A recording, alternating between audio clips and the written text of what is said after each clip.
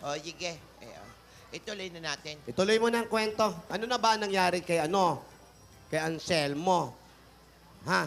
Naku, excited na talaga ako. O, sige. Ay, babasahin.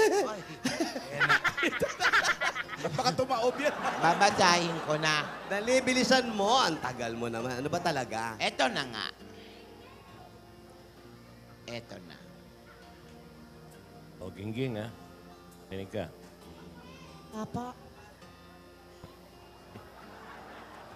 Basahin mo na, ate. Binabasa ko na eh. Natutulog ka eh. Bumubuelo pa. Para kasi Chabelita eh. Eto. O, makinig na kayo dyan. Dear Diary, naging mapusok kami noon ni Anselmo. Kumapit kami sa dinidikta ng aming mga puso.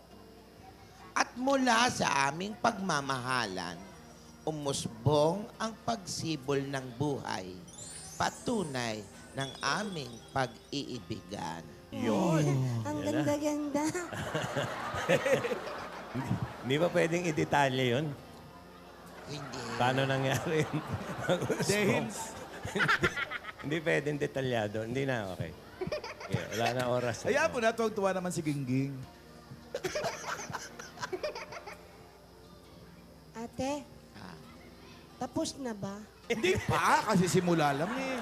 eto. Hindi,